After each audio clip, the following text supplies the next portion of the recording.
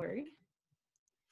Hello everyone, I'm Leslie Cornwell with Midwifery Business Consultation. I am very excited. I have Dan Dekker here with Evidence-Based Birth.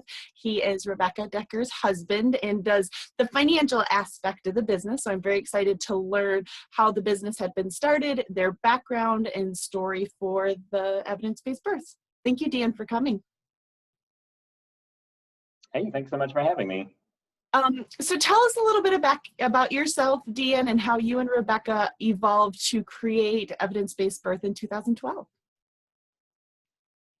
Sure. So I got a business degree in college in Michigan, not far from where you are, Leslie, and eventually got my master's down here in Kentucky, master's in business. And I've always done accounting work primarily. So even though I have a kind of general business major, I've primarily done accounting work. And so I worked for various small businesses throughout my quote regular career. And then starting in 2012, Rebecca started this little blog that she called Evidence-Based Birth. And she started writing articles about childbirth and the research that she had around childbirth, the practices, what the research actually showed is best during childbirth. And that has grown quite a bit over the years. Again, just started as a blog, but now it's both of our full-time jobs. So I quit my regular job 6 years ago, and Rebecca did 3 or 4 years ago, quit being a professor, and now we do that full-time, running Evidence-Based Birth. What are all the different, I guess for somebody, I mean, most people in the birth world know evidence-based birth, but if you would tell a little bit about the business and the resources, services, what is evidence-based birth? Sure. So we are an online tool for parents and professionals to give them evidence and, again, the research on childbirth practices. So it's evolved a lot through the years, but right now there's kind of two main parts. One is for parents. There's a lot of free information for parents. All of our articles and information are free in some form on the website. So if you want to read through the webpage about each topic, you can do that for free. And that's a big way parents interact with us, because a lot of young parents don't have money, or they have a lot of things to buy when getting ready to have a kid, and paying for research evidence isn't one thing they want to pay for. So we make sure to have all that evidence free for parents. A new thing on the parent side is we do have a childbirth education class that our instructors teach. And so parents can take that class. But the bulk of our business is focused towards birth professionals. Midwives and doulas are probably the biggest subset of those birth professionals, but we have doctors and nurses as well, and childbirth educators as well. And what we have for them is now a membership site, so people can join our membership and they get a whole lot of continuing education classes they can take to fill the requirements. And then a lot of just regular ongoing updated information provided to them. So Rebecca does usually weekly Facebook Lives where she'll go over a current topic with them. There's all the training videos they can take. We have a lot of digital resources for birth professionals, so handouts that members can print out, little one-page summaries of the evidence they can give to their clients, and sometimes their clients take those to their doctor or the midwife. And then, so that's all for members. And then we also have what we call the instructor program, where birth professionals sign up, get trained, and then they can take some of our evidence-based birth materials and teach that in their own communities. That started with just classes for other birth professionals. So they have different topics they can teach to other doulas and midwives. We have a class for labor and delivery nurses that can be taught. And then just recently, we started a childbirth class for parents, and that's been really popular, actually. So a lot of our instructors are using our materials to teach childbirth education in their own communities. And I think that's about the bulk of it right now. Well, it sounds like you guys are very adaptable to the times. It sounds like you had a passion and a dream, and it just evolved as you found a need within the communities, from my understanding. Right. Each step on the way, there was always a dialogue between us and our customers or people reading our materials. So initially Rebecca just wrote these articles, and then finally she kind of asked everybody, hey, would you be interested in taking a class on this and getting some continuing education hours? And all the midwives and doulas said, yeah, we'd love that. And because Rebecca was a nurse, she was able to apply and get approved for continuing education hours. So we started selling one-off classes years ago, and then kind of kept selling class after class. And finally had enough built up that we could turn it into a membership, so people could just pay the monthly fee and then have instant access to all those materials. And then all the handouts kind of came along with that, the PDFs and stuff. They've proved really popular with people, so they're all included in the membership as well. And then again, the instructor program kind of came out from there, trying to think of a way that a midwife or a doula who is often on call, really can only take a certain number of patients per month, could make some extra money using their birth knowledge. And one way was teaching these classes to other birth professionals in their community. So it's another way for them to have a revenue stream that doesn't necessarily conflict with their schedules and their on-call schedules. So I love it. I absolutely it's love always it. been about, it's always been about providing the customers what they want, not making something and hoping they want it, but like talking to them and then figuring out what they want, what they need. I think that's good business sense. Always, you may think it's the best thing in the world, but not everybody has your same viewpoint. So, right, and it's interesting how many people don't, they skip that step, or it seems intuitive when you step back, but to actually like ask you, take the time to send out a survey or ask your customers, hey, what do you need next, or what's the thing you're struggling with? That's a great way to find out what they need and then design products around that.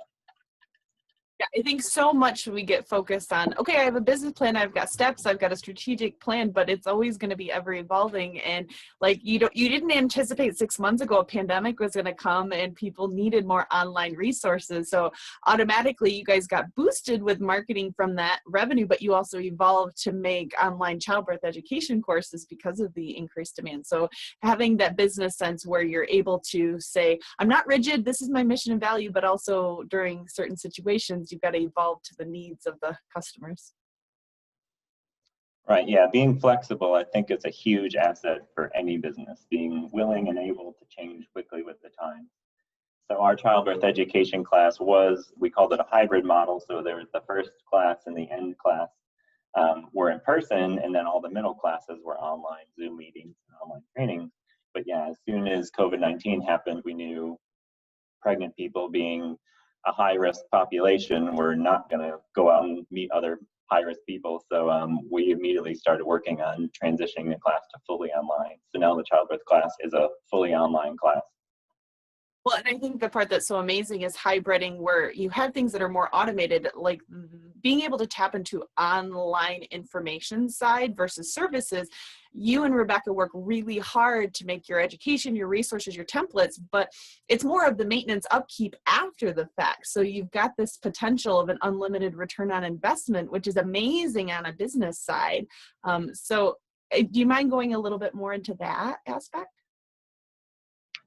Well, to be honest, that's one of the things that bothers me. If we were like a history website, we could just write an article about Abraham Lincoln and then never change it again. But the problem with research is it's ever evolving. So there is a lot of like upkeep of the material. So one benefit of having this be a full business and bringing in some revenue is we have people who work for us. And one of them is a wonderful person named Anna, who is a research person now. And so she works part-time from her home and does nothing but look up current research. So she works on the new articles, but then also is always going back and looking at what new information has come out about existing articles and then doing updates to those as well. So yeah, we do as best we can to keep all our information up to date, but it is a lot of work. It is, and having the budget and the numbers to make sense to hire somebody versus doing it yourself. I mean, I'm sure you and Rebecca had always done everything yourselves in the beginning and then evolve as the business gets going. Right, and that's one thing I think maybe people realize, but part of, growing a successful business is having that revenue coming in so that you have the time and the income to make those things happen. So if we hadn't started charging for classes or started the membership, it would still be Rebecca sitting here in the evenings part-time trying to do all this work, and there's no way we would do as much as we have. But since we have the membership and have revenue coming in, we're able to hire out all these different roles and really provide a lot more services than we ever could have without the revenue coming in. You guys ever have like a business plan in the beginning? I know it started out as your blog, but when did it switch over to just a fun pastime to like, hey, we can actually make a business out of this? Yeah, we never had like a long-term strategic plan of where we want to go. We always have goals and new things, on the burner that we want to roll out. And we roll them out as quick as we can with the resources we have. But really, it was just kind of evolving as it went on. I think the biggest surprise was finding out how many people were actually reading the blog. I don't think we ever intended to monetize anything until we find out. One day we were looking at the numbers and we said, holy cow, 50,000 people a month are coming to the Evidence-Based Birth website. And once you realize you have that big of an audience, you think, yeah, maybe a small subset of those people are willing to pay a little bit, for a continuing education class or something like that. So yeah, it's really evolved over the years. I can't say we ever had like a grand scheme of where we were going in the long run. It's just ever evolving based on the current situation. So. Well, and you found something that worked good for you and Rebecca. It's something you're both, I'm assuming you're very passionate about it because you had kids and you had those. I mean, it's one of those things that you guys found your calling. I think that's so important with a business. If you are going to work and you're going to put in lots of hours and investment in the beginning versus you're getting a paycheck right from the beginning, you got to love what you're doing.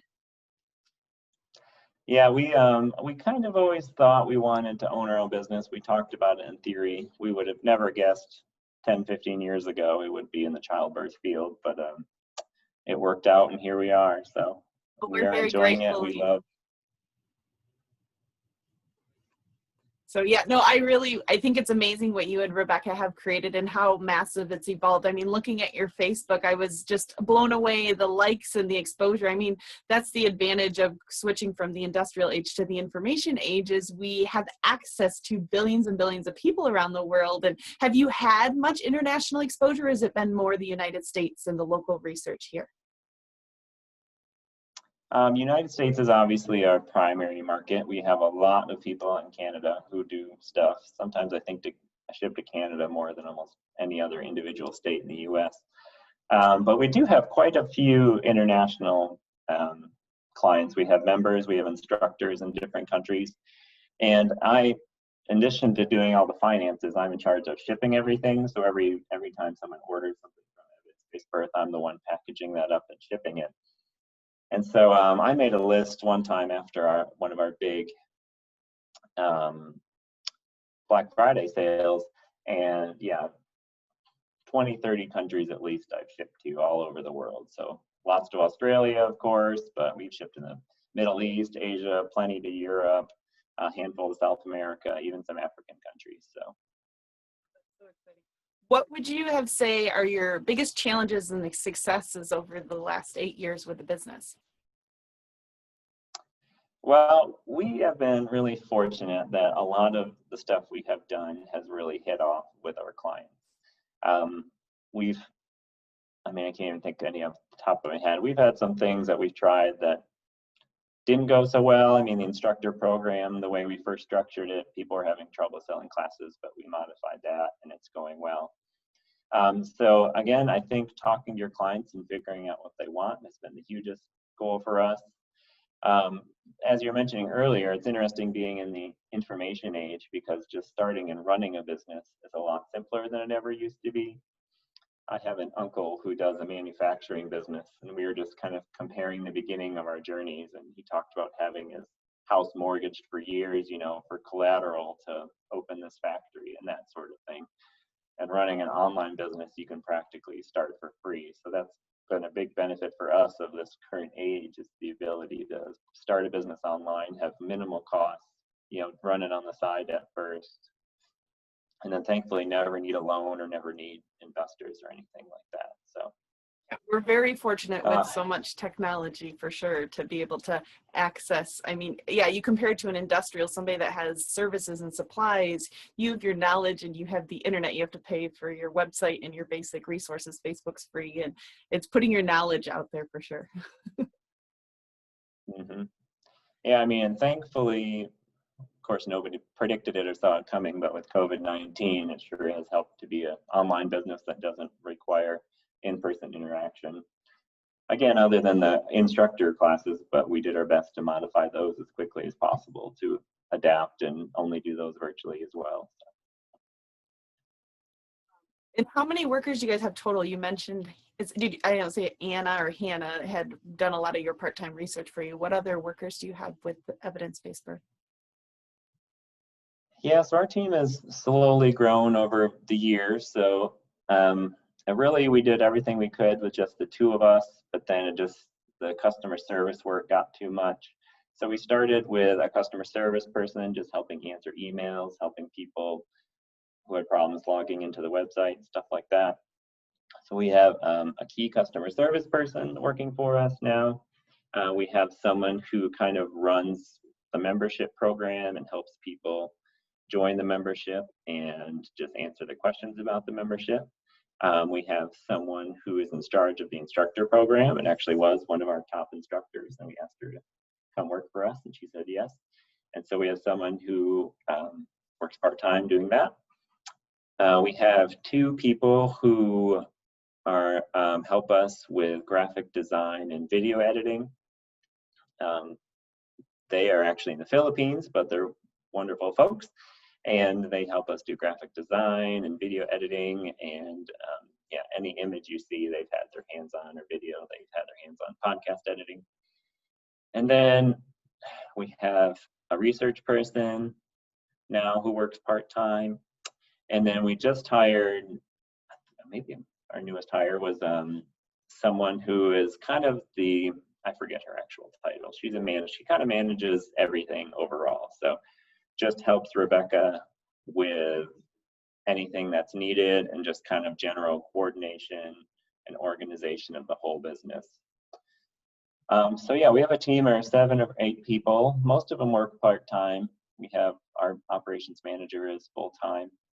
And they're spread out all over the place. So we've always been virtual, so it's really helped us to be able to spread out where we hire. So we have someone in Michigan, someone in Alabama, a couple here in Kentucky with us, and then people overseas as well. Oh, and one in New Jersey. So that's really helped because we had a wide pool we could pull from because we weren't geographically limited.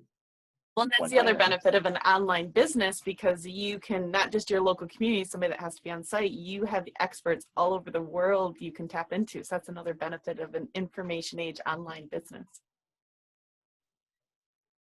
Right, it has been helpful. I mean, I know a company here in town, and they work out in eastern Kentucky, which is very rural and mountainous. And so they actually have their main office and accounting office here in Lexington because they can't find enough people out there to keep their office running. So they run all the accounting and stuff out of Lexington because there's a bigger job pool. So yeah, they would be very geographically limited where they were before. So yeah, it's been nice to us to have a wide pool of people to pull from. And we've got a great team now, and we don't have any plans to grow it at this point. We're just trying to grow within our team, and I think we have a great team. We're really happy right now. I think it's very impressive in 8 years what you guys have all accomplished and the team you've grown and the resources you've provided. How do you put, for you and Rebecca, because that's the hard part, being a business owner, especially when there's not an office to go to, your office is in your house. How do you set boundaries for personal and work life? It is tricky. First of all, I'll tell you, we share an office. So Rebecca and I work next to each other all day while our kids are in school, and then obviously we live together. And it's amazing how many people we tell that to, and they just say, "Oh, I could never spend all day with my spouse. Like, we would kill each other if we tried to work like that." But thankfully for the two of us, it's worked out very well. So, I mean, when our kids are in school, we're home just the two of us, but we usually have enough going on that even though we're working close by each other, we're working on separate tasks. But it is tricky, especially during summer months, and especially when COVID-19 happens and all of a sudden your 3 kids are home 24/7 and you're trying to get work done at the same time. We use our calendars a lot. So, we try to make sure anything we need to do is on our calendar so the other person can see it and know that they need to be primarily in charge of the kids while that happens. That's a big part of it. Rebecca obviously works a lot more hours on it than I do. So I do a lot. I've always done a lot more of the childcare stuff since I quit my job to stay home with them. But yeah, the balance is, it's a little tricky. You try to keep that office door closed and keep kids out, but there's obviously a lot more interruptions than you would have if you were at a separate third-party location or an office you could go to. And we've thought about, oh, maybe we should have a backyard office, or maybe we should rent some office space. But all those solutions, cost money or cost rent, and frankly, we can do it out of our home. And If you can we save always a say, few any hours of dollar your you time. don't spend in your business, right? Any dollar you don't spend in your business just goes back into your pocket. So instead of paying $500 rent for an office, I just get to keep that $500. So I don't think we're going to move out of our house anytime soon, but yeah, we do the best we can.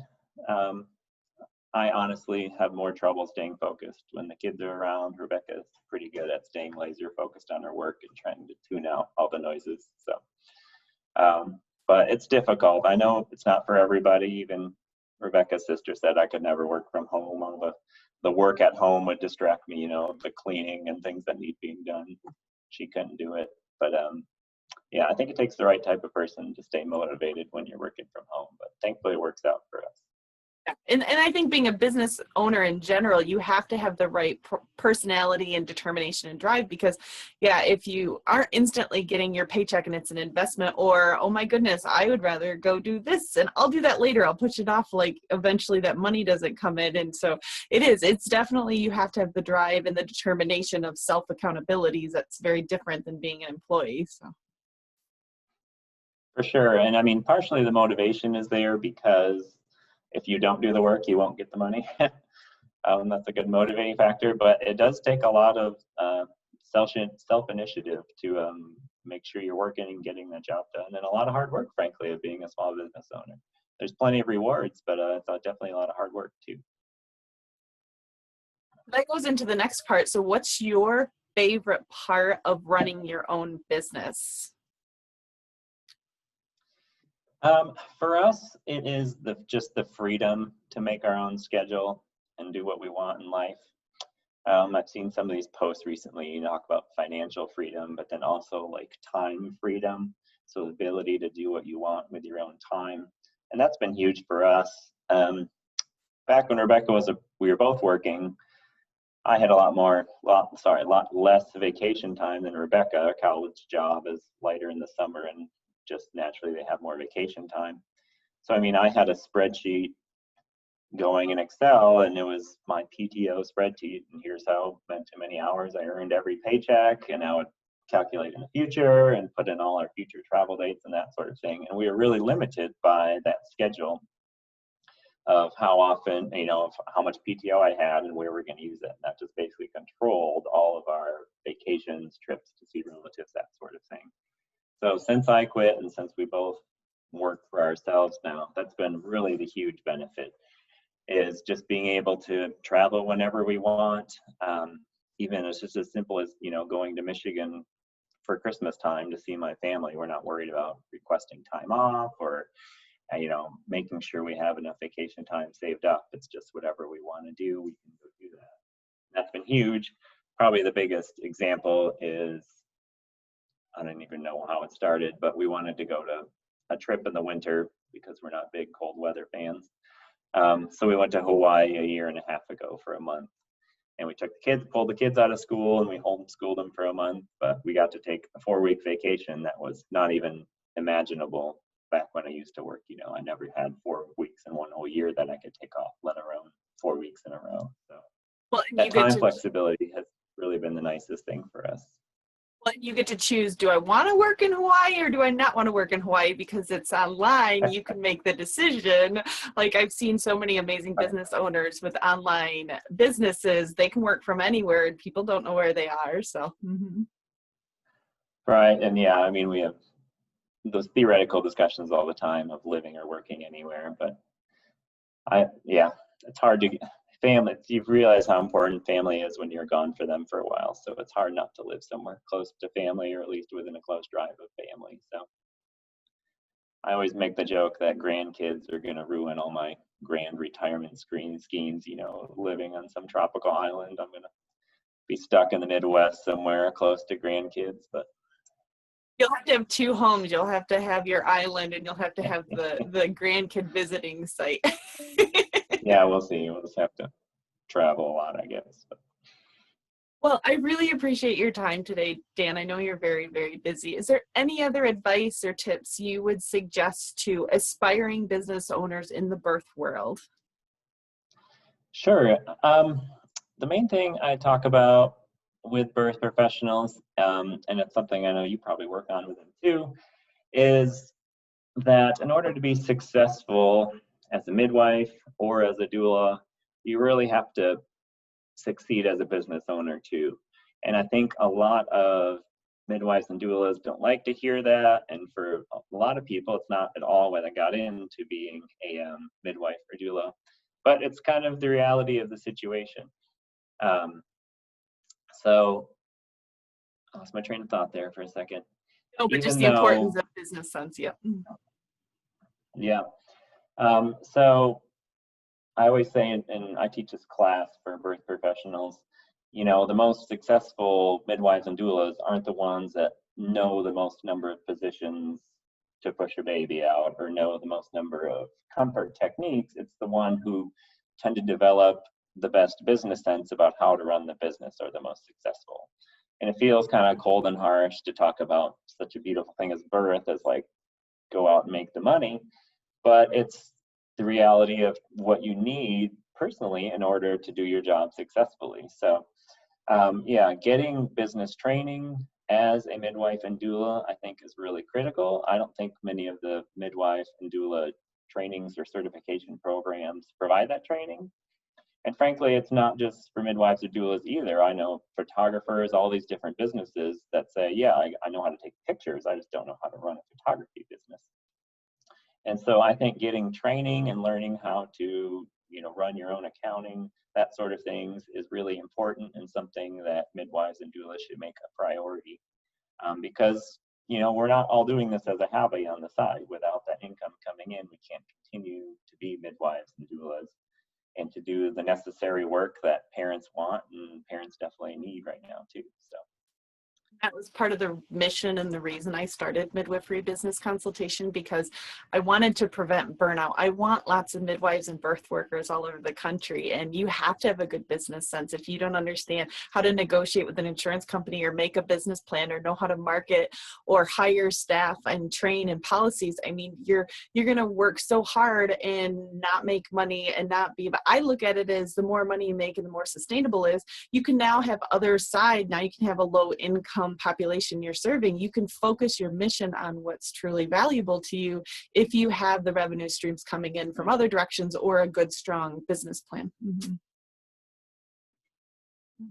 Right, yeah, totally agree. That's huge. And I mean, an evidence-based birth is kind of an example of that. If we didn't monetize, it would still just be a little blog that a lot of people read, but that was it. And it wouldn't be providing the continuing education hours. It wouldn't be providing near as much research and evidence, especially on a timely fashion as we do right now, without being able to hire people to help us do all that work. So I think it's great what you guys have created. And yeah, it's that balancing act. You have a mission, you have a value, but you need the money to keep the lights on and to hire those amazing resources to grow it. So yeah. Well, thank you very much, Dan, for your time. I appreciate it greatly, and I hope the rest of your day goes really well. All right, thanks, Leslie, for having me. It was great.